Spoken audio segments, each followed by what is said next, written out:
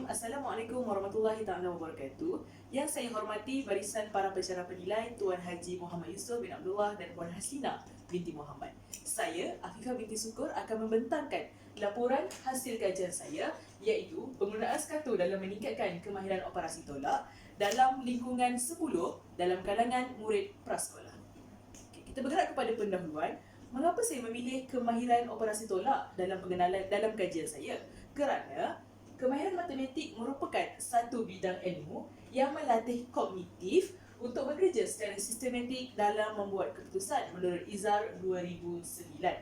Namun, menurut Nur Syazina 2009, masalah pemasaran operasi tolak sering berlaku kepada murid prasekolah dan juga murid tahap 1 kerana ini merupakan konsep asas dalam matematik.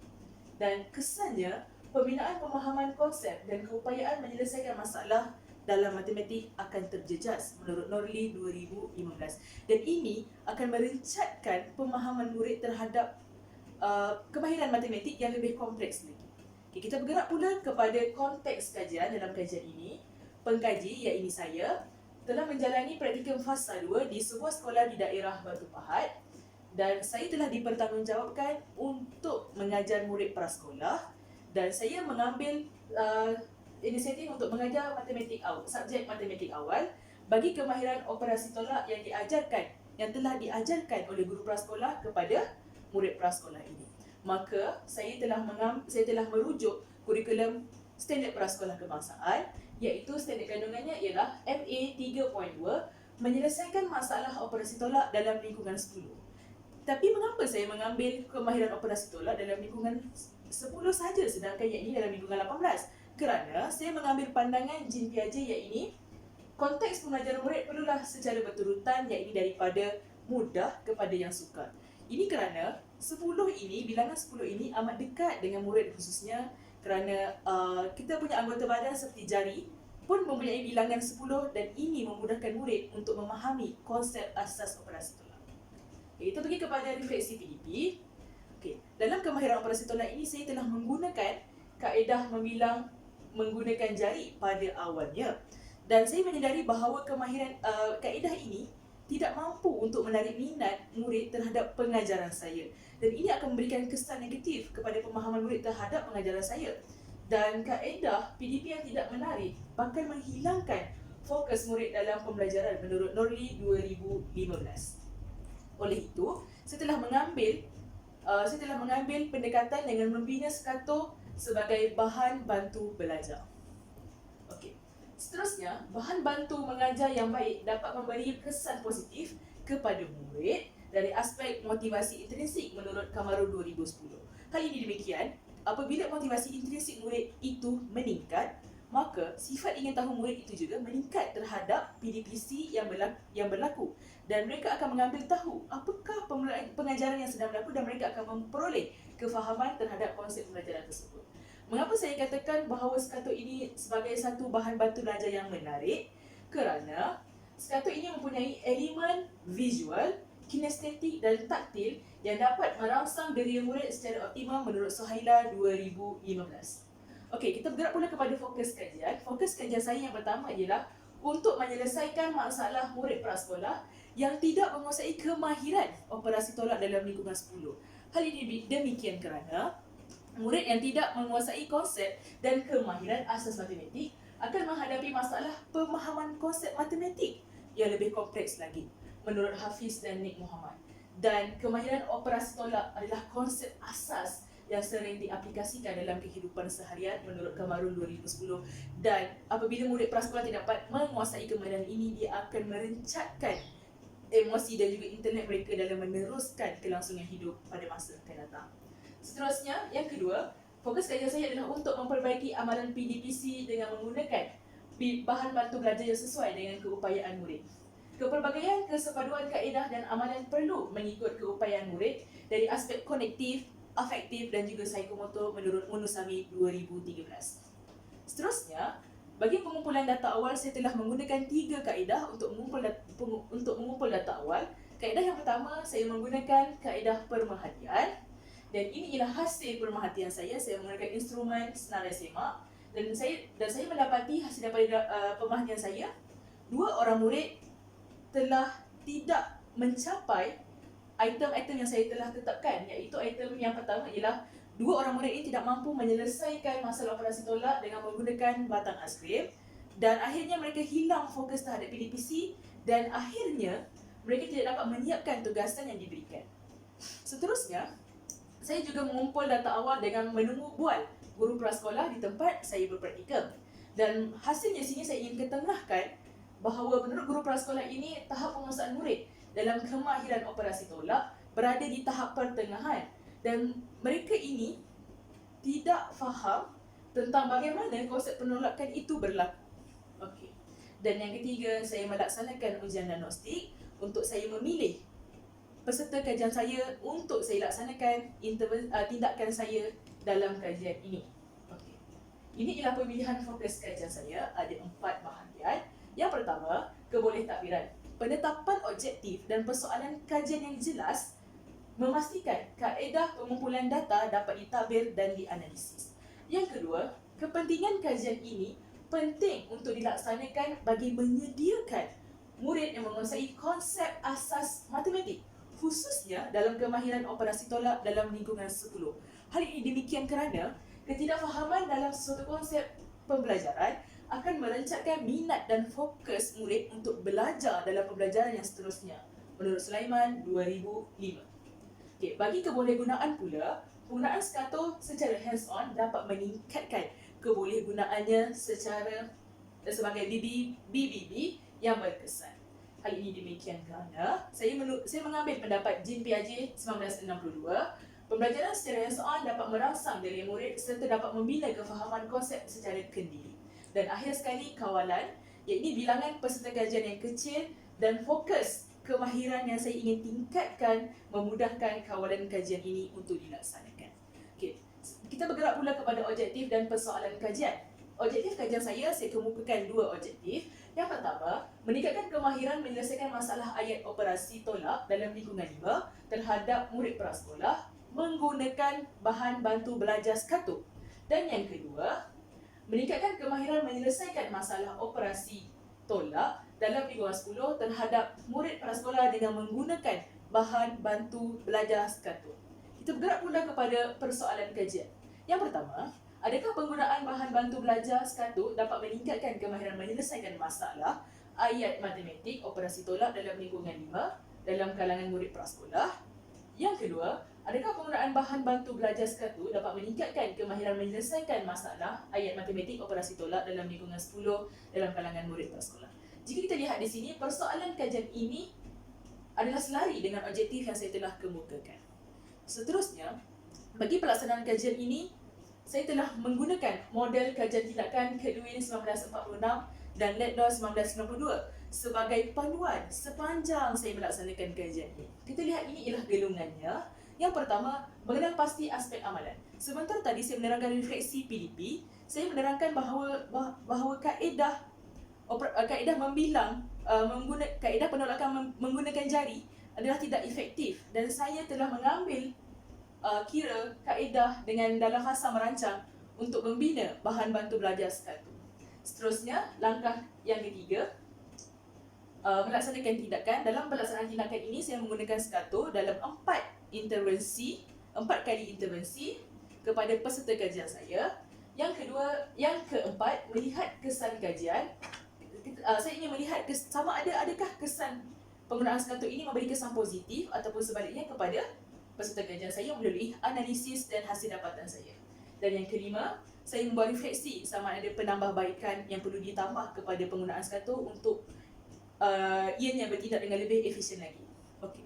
Dalam kajian saya juga, saya telah pegang kepada 2 teori. Teori yang pertama ialah teori konstruktivisme Jean Piaget 1962. Okey, dalam teori ini menerangkan bahawa pembelajaran secara berstruktur iaitu daripada mudah kepada sukar. Jika kita lihat dalam objektif kajian saya, objektif yang pertama saya fokuskan kepada kemahiran operasi tolak dalam lingkungan 5 sahaja. Seterusnya dalam objektif kedua, baru saya tingkatkan kepada kemahiran operasi tolak dalam lingkungan 10.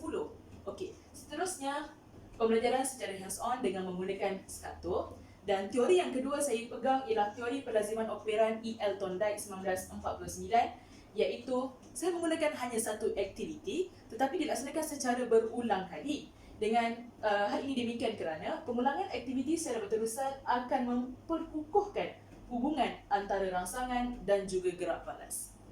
Okey, ini ialah peserta kajian saya. Saya telah memilih 2 peserta kajian dalam kajian ini.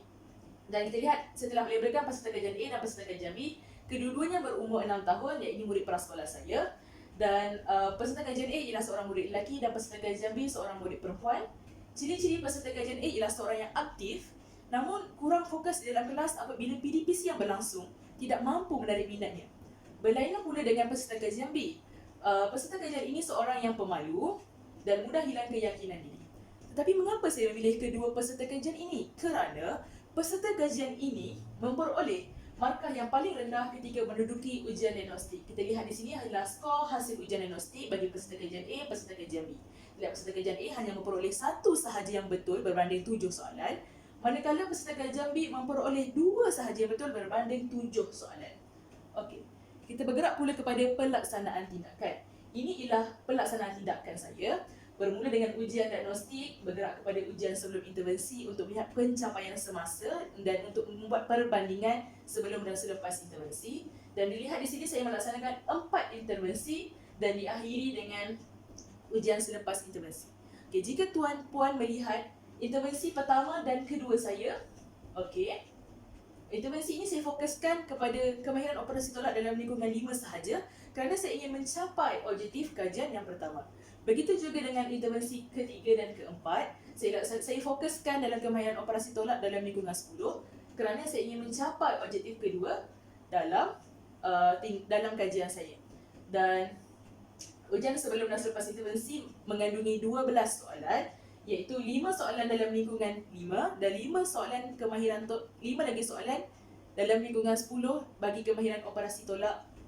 Okey, ini ialah ujian sebelum dan selepas intervensi. Kedua-duanya adalah sama, tapi kalau kita lihat di sini ada 5 soalan dalam lingkungan 5 dan 5 soalan dalam lingkungan 10. Seterusnya ialah saya akan memperkenalkan apa itu SCATU. SCATU ialah singkatan daripada skala tolak dan tuan dan puan boleh lihat ini ialah bahan saya. Ini ialah papan whiteboard dan saya telah inovasikan sebagai skala tolak. Okey, kalau kita lihat di sini, okey, ini ialah skala nombor dan di sinilah proses penolakan itu akan berlaku. Okey, seterusnya ialah ada ruang untuk menulis ayat matematik. Okey. Dan seterusnya ialah magnet yang bertindak sebagai pembilang dan akhir sekali ialah bloker. Bloker ini berperanan sebagai pemisah antara kumpulan objek dengan bilangan objek yang hendak dikeluarkan dari kumpulan objek tersebut. Okey, bagaimanakah cara untuk menggunakannya? Ini ialah langkah penggunaan SCATU. Okey, pertama sekali murid akan menulis soalan di ruang menulis. Murid sendiri akan menulis soalan. Dan seterusnya murid akan meletakkan magnet pada skala mengikut soalan. Contoh soalan dia ialah 5 tolak 2. Jadi murid akan menyusun 5 biji magnet pada skala 1, 2, 3, 4 dan 5. Seterusnya murid meletakkan bloker di atas skala nombor yang hendak dikeluarkan. Contohnya tadi 5 tolak 2. Jadi murid akan meletakkan bloker di atas nombor 2 dan keluarkan bilangan magnet yang berada di bawah bloker tersebut. Turunkan magnet ke bawah pada skala dan itu ialah jawapannya dan murid menulis jawapan di ruang menulis berdasarkan ayat matematik yang telah dia tulis. Okey, mengapa saya katakan SCATU ini merupakan bahan bantu belajar yang baik? Kerana yang pertama, SCATU ini mempunyai rangsangan dari segi visual, kinestetik dan juga taktil. Yang kedua, murid menulis sendiri ayat matematik dan jawapannya. Dan ini akan memberi peluang kepada murid merasai sendiri dan memaknai apa yang dirasa. Okey, seterusnya ialah bahan konkret yang sesuai dengan keupayaan murid. Dan yang ketiga ialah SCATU memberi peluang kepada pembelajaran murid secara hands-on. Okay, menurut Abdul Rashid 2013, penggunaan bahan bantu mengajar yang menarik akan mewujudkan suasana pembelajaran yang menyeronokkan. Okey, ini ialah kaedah pengumpulan data dan menganalisis data. Saya menggunakan kaedah triangulasi. Dan kaedah yang pertama ialah ujian sebelum dan selepas intervensi. Ujian Pradampus ini merupakan kaedah perbandingan tindakan yang jelas dan nyata menurut Chua 2011. Seterusnya ialah berdasarkan pemerhatian. Menurut Nur Azian, pemerhatian adalah satu kaedah memerhati dan merekod yang mempunyai kesahan yang tinggi. Dan akhir sekali kaedah yang ketiga ialah saya memilih menggunakan kaedah analisis hasil kerja. Analisis hasil kerja dapat membantu pengkaji melihat pencapaian semasa peserta kajian menurut MOOC 2010. Dan saya akan menerangkan dapatan saya menggunakan graf bagi kaedah pengumpulan data ujian sebelum dan selepas intervensi. Instrumen senarai semak bagi kaedah pemerhatian dan juga jadual bagi analisis hasil kerja. Okey, saya akan terangkan dapatan kajian saya. Ini ialah dapatan sebelum dan selepas intervensi bagi objektif pertama. Dilihat di sini ada dua intervensi. Okey, dalam objektif yang pertama ini, bagi intervensi 1 dan 2, peningkatan bagi peserta kajian A yang berwarna biru ini telah meningkat sebanyak 67% dan peserta kajian B meningkat sebanyak 66.7% dalam kemahiran operasi tolak dalam lingkungan 5. Kita bergerak pula kepada objektif kajian yang kedua. Okey, berlaku juga peningkatan di graf tersebut. Okey, dan peningkatan bagi peserta kajian A sebanyak 66% dan peserta kajian B sebanyak 83.3% bagi kemahiran operasi tolak dalam lingkungan 10. Jadi saya ingin tunjukkan perbandingan skor secara keseluruhan bagi keempat-empat intervensi ini dan bagi juga ujian sebelum dan ujian selepas intervensi. Bagi peserta kajian A telah berlaku peningkatan sebanyak 66.6%. Begitu juga dengan peserta kajian B, berlaku peningkatan sebanyak 66.7%. Dan hasil dapatan ini membuktikan bahawa penggunaan SCATO mampu untuk meningkatkan kemahiran operasi tolak dalam lingkungan 10 bagi peserta kajian A dan peserta kajian B. Okey, dan dapatan ini menunjukkan bahawa penggunaan BBB secara hands-on dapat merangsang diri murid bagi membina pemahaman konsep secara kendiri menurut Suhaila 2015. Dan teknik pengulangan dalam amalan PDPC dapat meningkatkan kefahaman konsep kemahiran operasi tolak secara rangsangan dan gerak balas menurut Zakiah 2014. Okey, bagi dapatan analisis hasil kerja, saya sertakan di sini analisis hasil dapatan sebelum intervensi dan selepas intervensi bagi objektif 1 dan objektif 2, dan saya akan terangkan dalam bentuk jadual. Okay, dilihat di sini yang berwarna merah ini ialah berlakunya peningkatan bagi peserta kajian A, peserta kajian B, maafkan saya, dan peserta kajian B tidak berlaku peningkatan dan skor bagi intervensi pertama dan intervensi kedua adalah sama, iaitu sebanyak 50% sahaja. Okay, kita lihat pula bagi objektif kajian kedua, iaitu intervensi ketiga dan intervensi keempat. Bagi kedua-dua peserta kajian, berlakunya peningkatan bagi kedua-dua peserta kajian dalam intervensi yang keempat ini. Jadi ini menunjukkan bahawa analisis hasil kerja ini menunjukkan intervensi yang dilaksanakan dapat meningkatkan kemahiran operasi tolak dalam lingkungan 10 bagi peserta kajian. Hasil kerja murid ini menunjukkan bukti yang jelas tentang kefahaman murid terhadap sesuatu konsep pembelajaran menurut Hafiz 2013. Okey. Ini ialah hasil pemerhatian saya. Saya sertakan di sini ialah instrumen senarai semak selepas intervensi bagi peserta kajian A dan peserta kajian B. Dan kita lihat bagi penguasaan bagi kedua-duanya, kesemua item ini telah dicapai bagi peserta kajian A dan begitu juga bagi peserta kajian B. Dan bagi peserta kajian A, minat murid ini meningkat terhadap PDPC dapat dilihat apabila penglibatan aktif ditunjukkan oleh murid dalam menggunakan SCATO.